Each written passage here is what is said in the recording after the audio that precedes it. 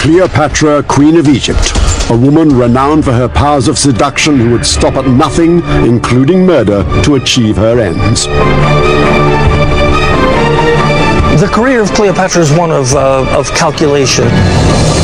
And in terms of being calculating, she has to be cold-blooded. The dark side sometimes reveals itself. Every source speaks of this type of Cleopatra. A woman who will stop at nothing until she has destroyed everything that Rome holds dear. This is the legend.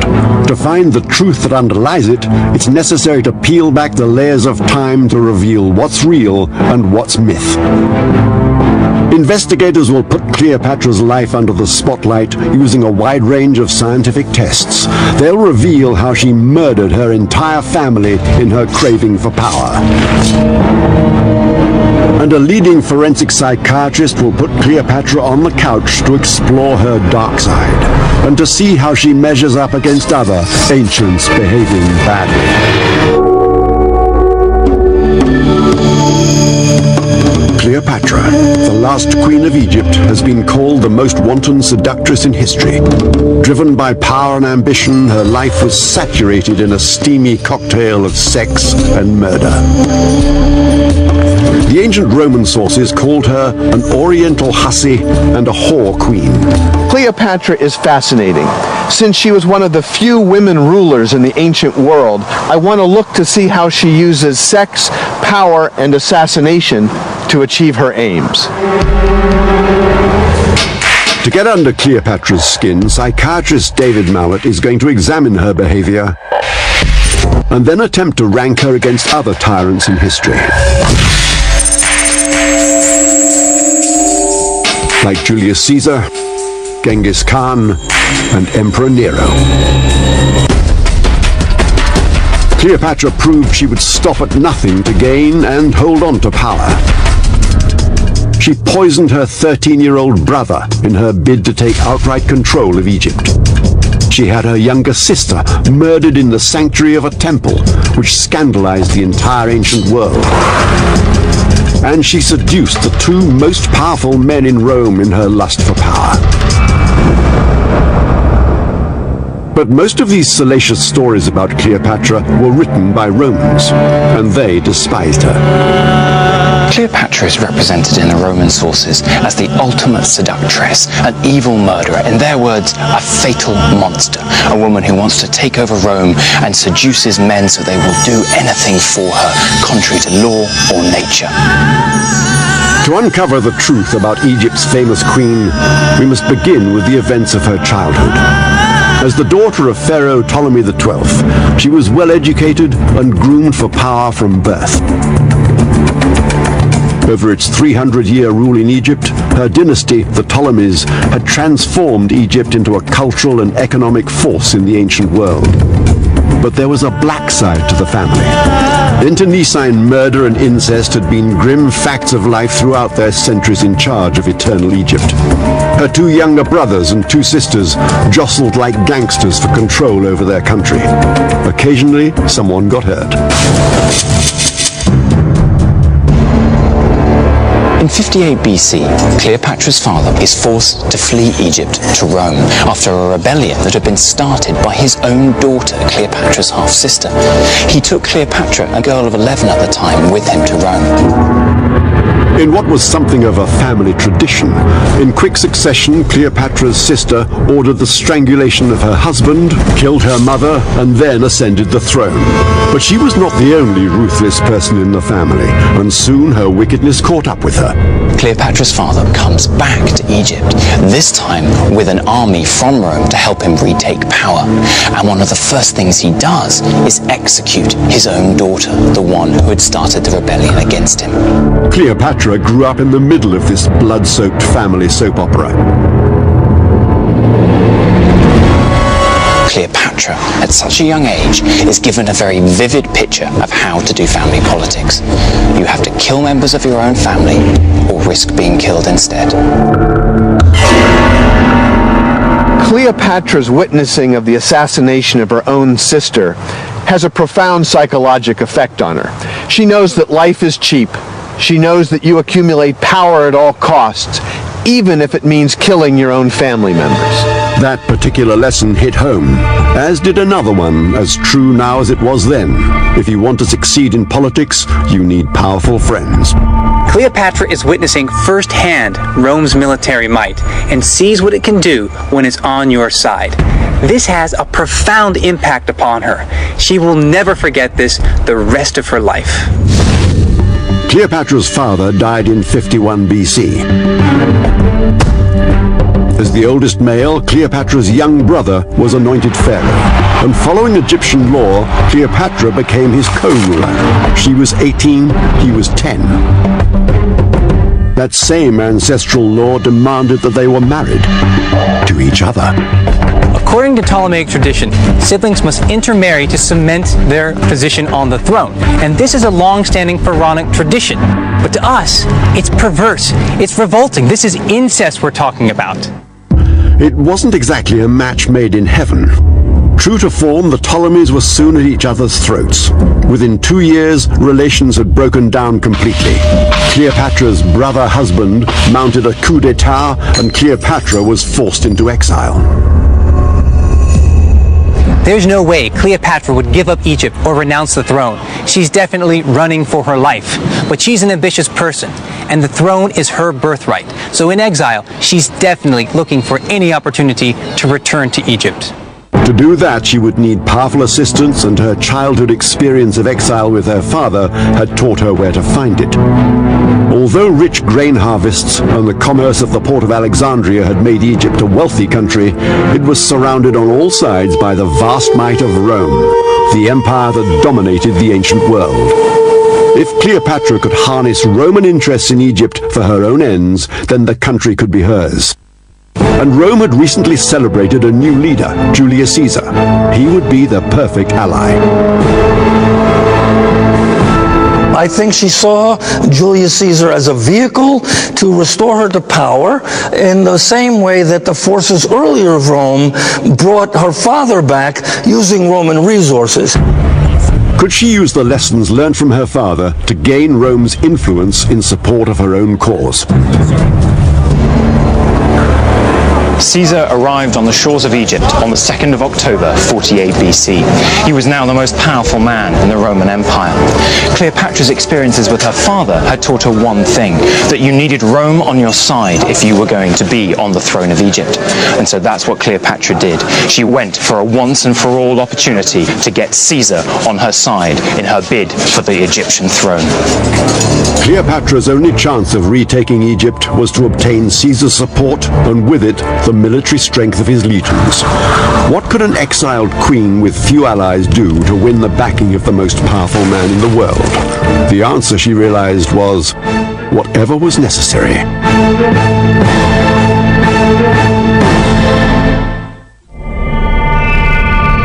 When Julius Caesar, the new master of Rome, arrived in Egypt, he found himself in the middle of a bitter family feud.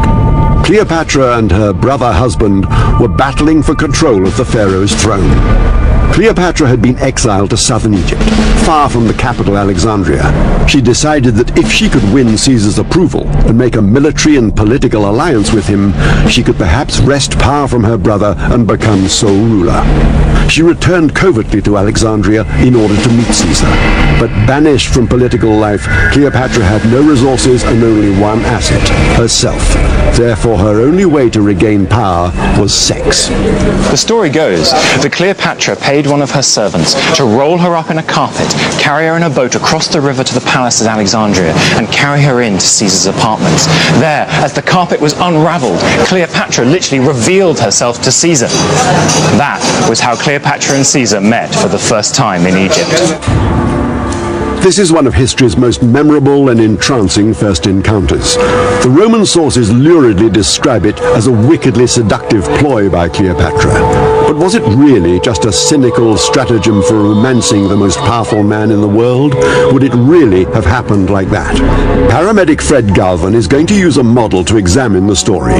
He suspects that the atmosphere inside the carpet would have been distinctly unromantic. We're going to be using a thermometer to measure the temperature inside the carpet and see how this affects her physiologically. Cleopatra's rug adventure took place in October 48 BC. Temperatures at this time of the year averaged in the mid-20s Celsius or mid-70s Fahrenheit, and it's estimated her servants carried her at least half a mile to Caesar's quarters.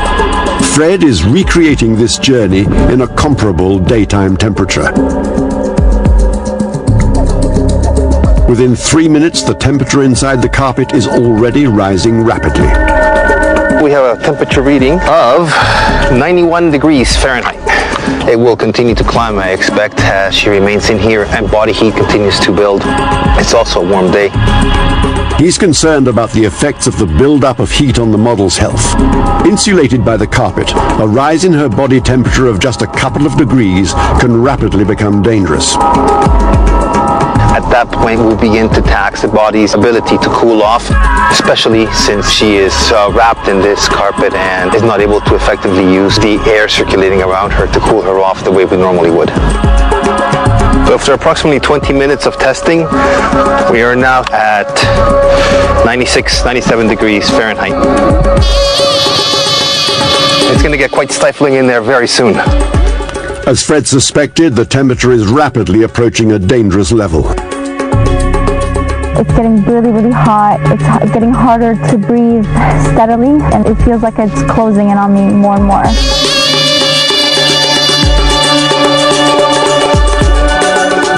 Our temperature has now climbed to about 99 degrees. So at this point, I would feel more comfortable ending the experiment. The test shows that Cleopatra could possibly have stayed inside the carpet long enough to arrive at Caesar's residence still breathing, but it would have been a very unpleasant experience. She was clearly not putting herself through all this pain for an erotic encounter. In reality, the whole carpet story was part of an extravagant and desperate gamble for power. The story of Cleopatra unveiling herself in a carpet is not just a romantic tale of two lovers meeting. Think about Cleopatra's position. If she's discovered by her brother Ptolemy, she'll be killed. If she doesn't get Caesar on her side, she'll be killed. She has one chance only to get Caesar on her side and to make her bid for the throne of Egypt. She's delivering herself as a weapon. She knows Caesar has an eye for skirt, and even though he's supposed to be love-sated in his 50s, she is a young girl in the prime of her life, and she is going to do her best to take Caesar. For Cleopatra, it's sex or death.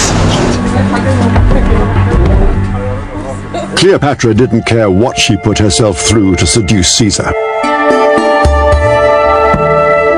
Egyptologist Gail Gibson believes she may also have used subliminal sexual cues to get her man.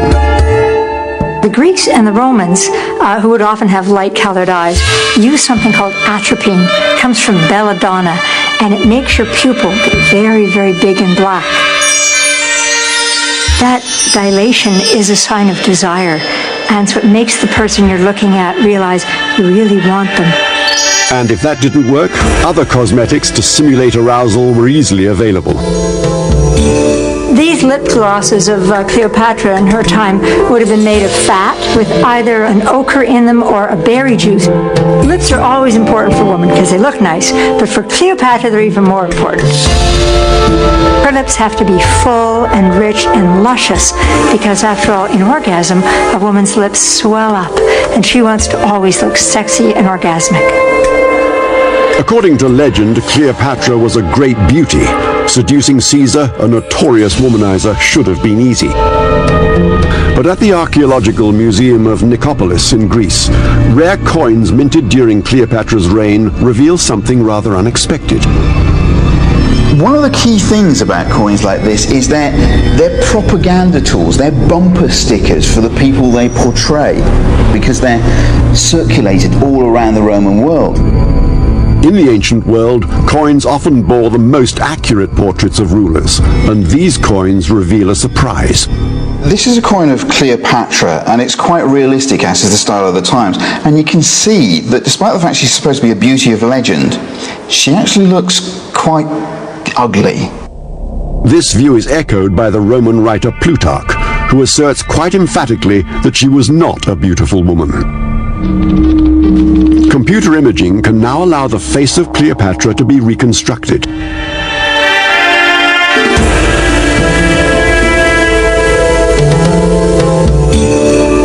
As she and Caesar began their steamy affair, this is probably what Cleopatra actually looked like.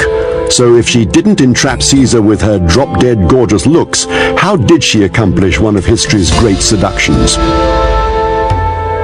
It doesn't necessarily follow that you have to be beautiful to be good in bed. And we know from ancient sources that it was her personality, her ability to converse in multiple languages simultaneously, that was her charm. When she entered into a room, people were talking and she opened up her mouth.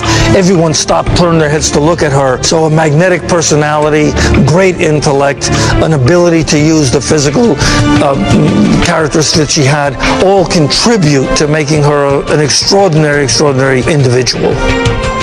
This is a story of seduction and politics, not love and loyalty. For Caesar, Cleopatra represented a legitimate ruler who would uphold his interests in Egypt. Conversely, Caesar was Cleopatra's only route to regaining the throne. What interests me is the fact that she sees herself as the equal to the most powerful man on earth.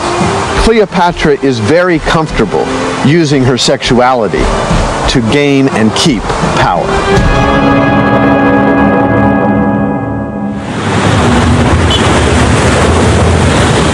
And it worked.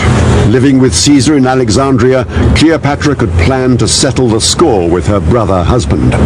Given their family history, this was never going to be pretty. Ptolemy was enraged to discover Cleopatra allied to Caesar. For 3 months, he and his sister Arsinoe laid siege to them inside the city walls. But taking on the most powerful force in the ancient world was not a good move for the boy king to make. In early 48 BC, at the Battle of the Nile, Roman legions overwhelmed Ptolemy's forces.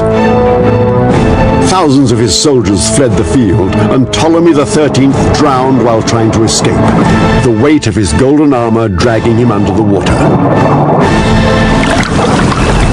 Her brother having died, Arsinoe was stripped of power and exiled to Ephesus in what is now Turkey.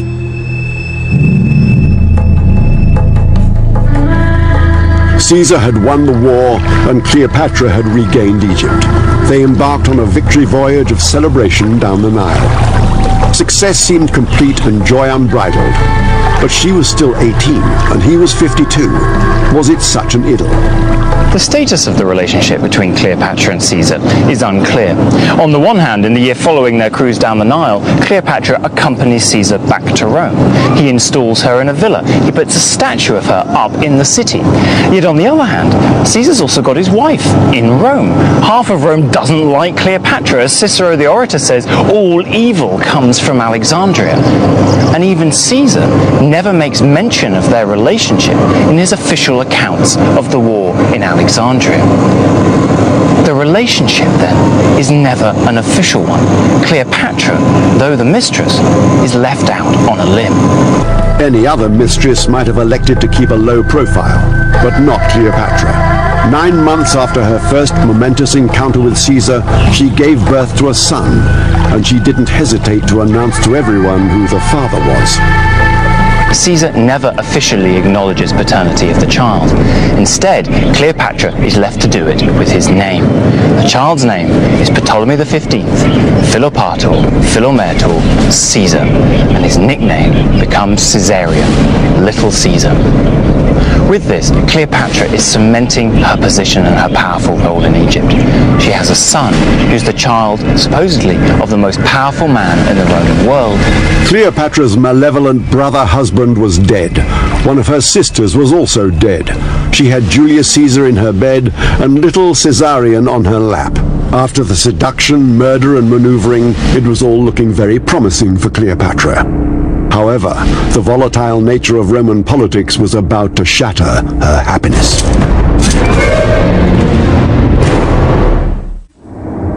On the 15th of March 44 BC, Julius Caesar was assassinated.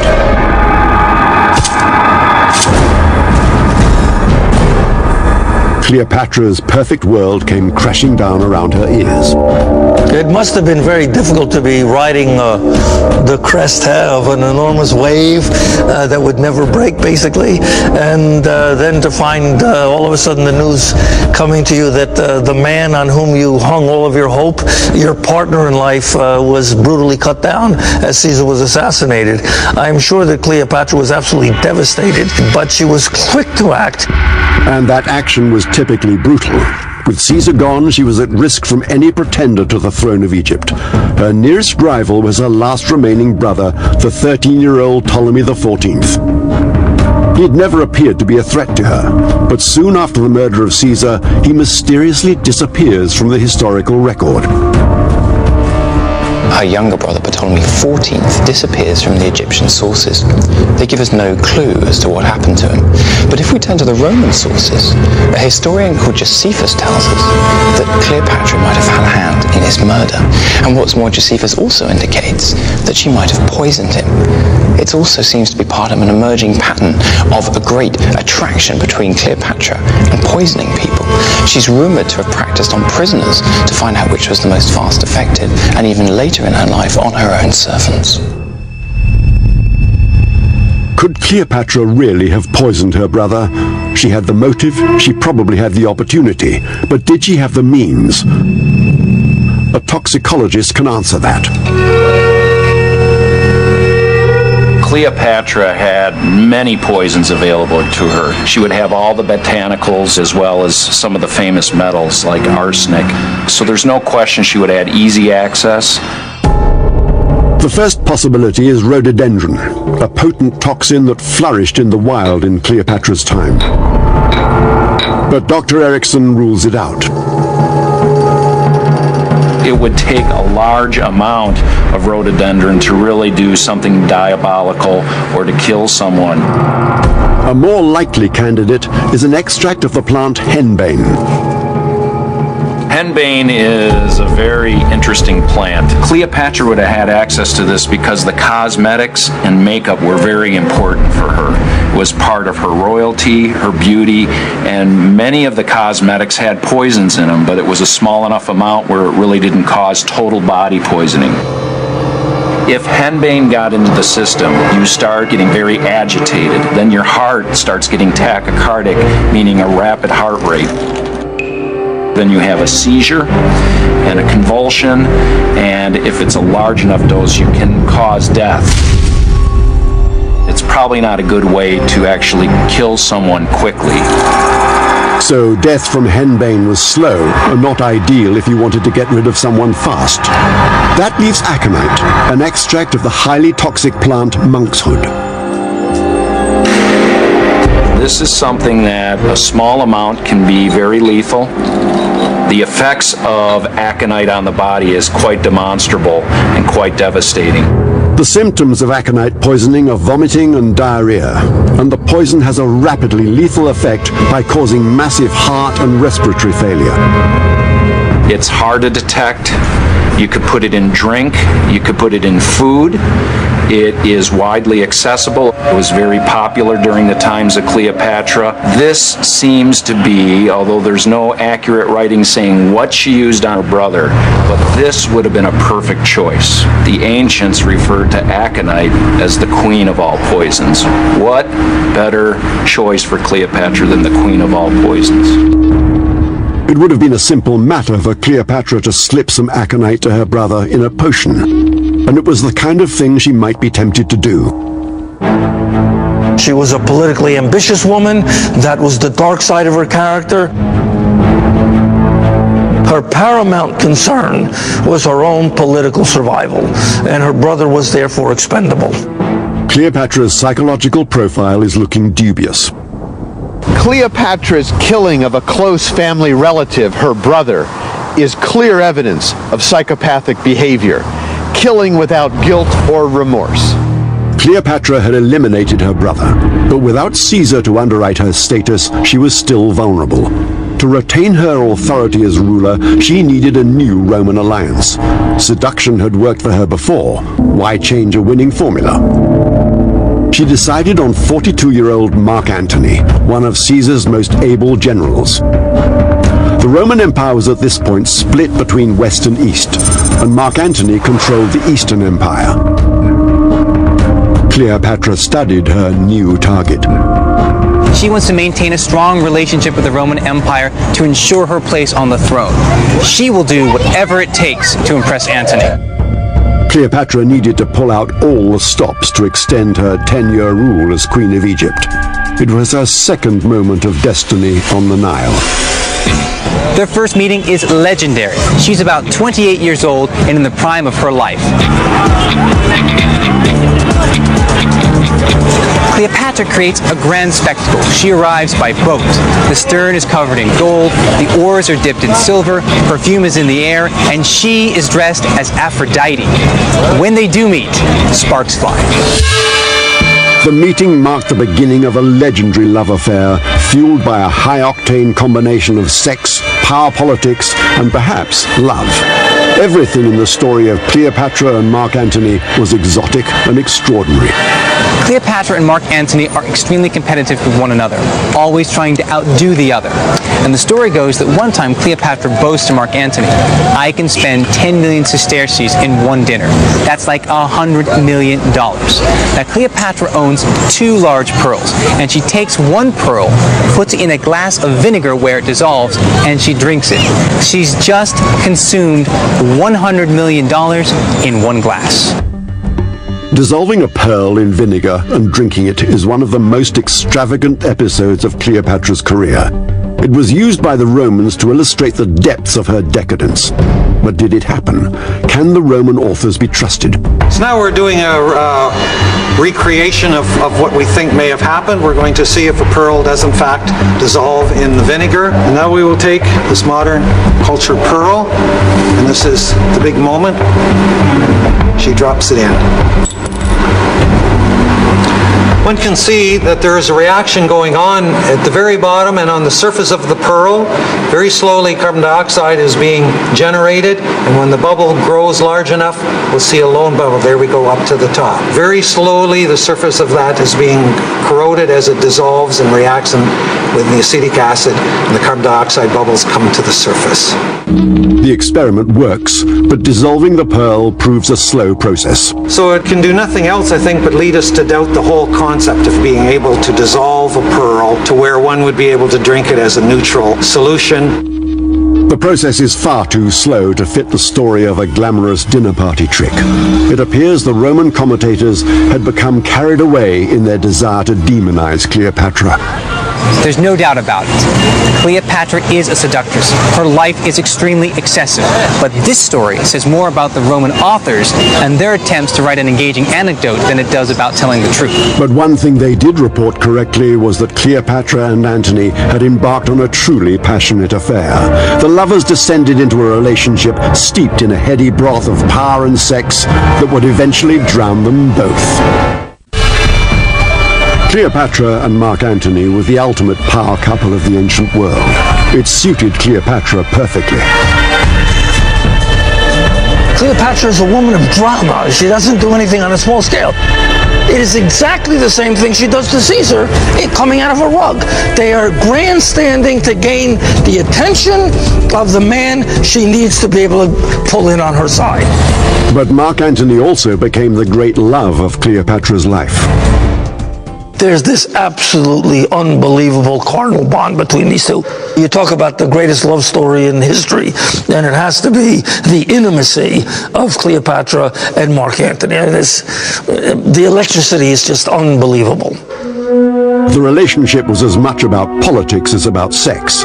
Cleopatra and Antony together controlled the Roman imperial territories in the east that stretched from Armenia to Libya. I would characterize Cleopatra and Mark Antony's relationship as one that lust for power, and the energy in the bedroom spills out into the political arena. Antony's eastern Roman provinces combined with Cleopatra's Egypt together created a vast power base. But Cleopatra always ensured that Egypt was hers alone. The rear wall of the Temple of Dendera is a giant billboard proclaiming to the Egyptian people that Cleopatra is the sole ruler of their world. And we know that because according to Egyptian convention, the most important figure is the figure that is leftmost as the spectator faces the wall. And here, on a monumental, colossal scale, we have Cleopatra occupying that left-hand-most position by herself. The temple wall at Dendera testifies to the fact that Egypt was governed by Cleopatra in her own right. This idealized carving of the queen not only portrays her as unrealistically beautiful, it also shows that she carries the divine authority of the goddess Isis. Isis, in the 1st century, is a universal goddess. She ensures cosmic harmony and universal domination. Cleopatra is her regent on earth. So Isis conveys to Cleopatra universal sovereignty over the mortal world over which Cleopatra rules. And the two act as together, the Queen of Heaven and the Queen of Earth. Out of the brutal and uncertain world of her childhood, Cleopatra had created a stable power base from which she ruled Egypt as its sole monarch. This had been achieved only by the systematic elimination of her siblings, but one remained alive, her younger sister, Arsinoe.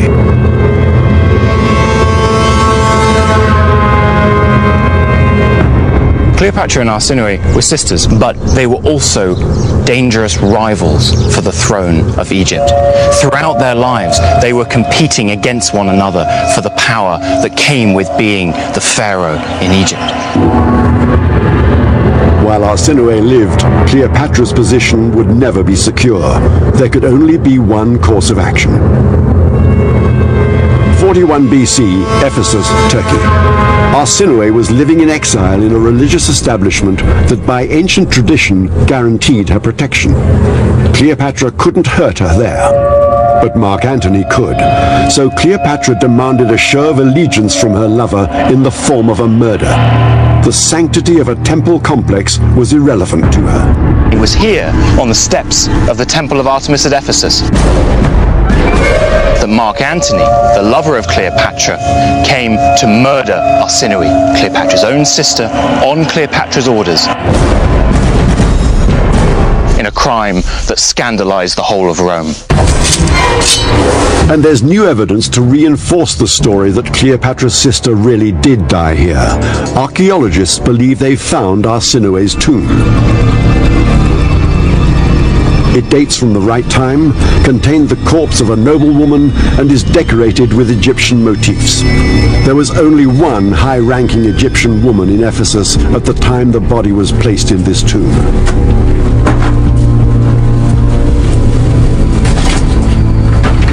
Having murdered Arsinoe, Cleopatra had defeated her final rival for the throne. She was now sole ruler. She had won the game of survival in the Ptolemaic dynasty. And with Mark Antony at her side, her future now looked secure. But Cleopatra was sliding deeper into depravity.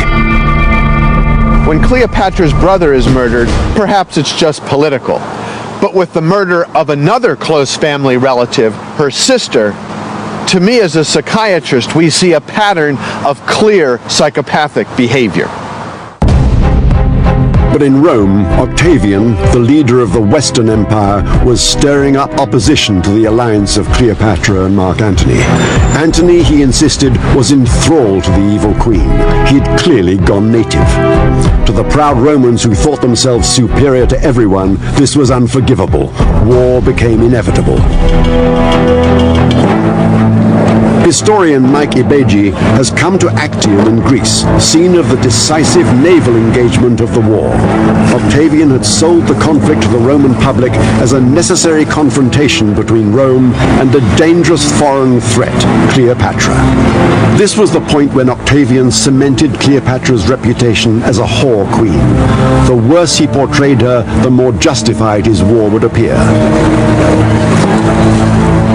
It was the perfect excuse for Octavian to crush Cleopatra and Antony and so take control of the whole empire himself.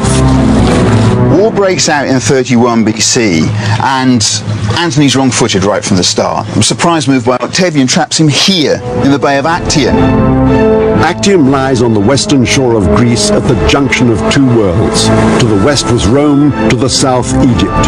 Whoever won the day here could unite the two. There's a deadlock for weeks, and then Antony finally breaks the deadlock by sailing out with his warships for battle. And his warships are much, much bigger and heavier than Octavian's. So Octavian's fleet backs out into the open sea, where their speed and maneuverability will give them the advantage. Octavian had gained the upper hand, and he pressed home his advantage with speed. The situation at Actium was now desperate for Antony and Cleopatra. Surrounded and outnumbered, they couldn't possibly win. In the heat of battle, Cleopatra decided to save her own skin. And the story goes that as the battle unfolds, Cleopatra, she smashes through the centre, hoists her sails, and sails hell for leather for Egypt.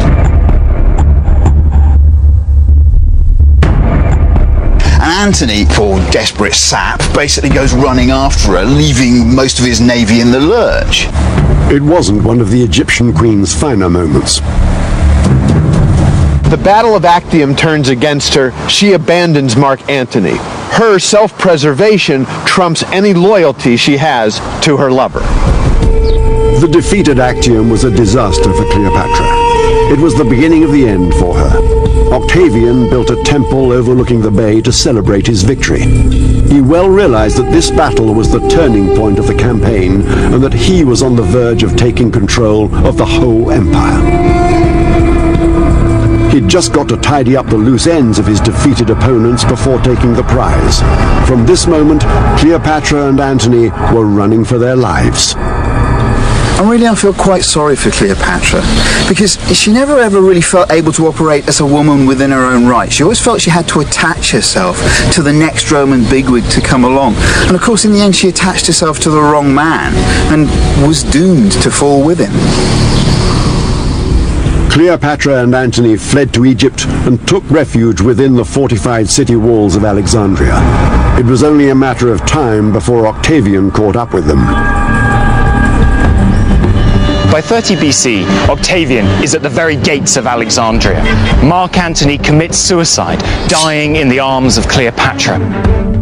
She is said to weep like a woman who has lost the most important thing in her life. It was probable that Octavian would drag Cleopatra back to Rome in chains, parade her through the streets, and then publicly execute her. That was the Roman way with high-ranking captives, and there was no reason to think he would treat her differently.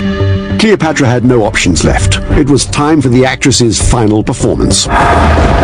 According to the Roman authors who reported the event, she ended her life as she'd lived it, dramatically.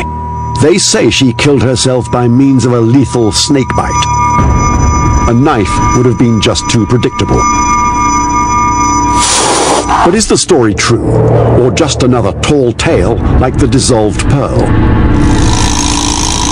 A reptile expert will investigate the story of Cleopatra's suicide. Could she turn a snake into a deadly weapon, or is that just too far-fetched? In North Africa, two poisonous snakes were available to her. The viper and the cobra. First, the African viper. Vipers are usually ambush predators. They have extremely fast strikes. African vipers have extremely toxic venom that breaks down tissues and causes necrosis of the skin, which is kind of like rotting of the tissues. It can just totally wreck your vital organs. Your blood doesn't clot, so you can die from hemorrhaging of the brain. Death by the bite of a viper would have been both slow and painful, not ideal. Is the Egyptian cobra a more likely candidate? Egyptian cobra can actually, in its venom glands that are right where his cheeks are, right behind his eye, can hold about 300 milligrams of venom. And the LD50, or the lethal dose for a human, is about 10 to 15. So this snake is capable of killing around 30 people. When a cobra bites a human, it injects a neurotoxic venom which attacks the nervous system. There have been people known to die from an Egyptian cobra within minutes after being bitten. If Cleopatra was going to die from a snake bite, the cobra was the least unpalatable alternative. But she still had to get it to bite her, and that's not as easy as it sounds. Snakes attack only when provoked. We're going to use this artificial limb to annoy the snake a little bit and touch it and see how easy it is to get it to bite this limb.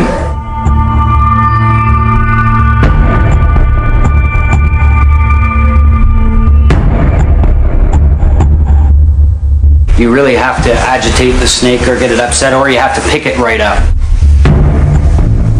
I'm applying a little more pressure now, and you can see that it's actually flaring out like a cobra normally does.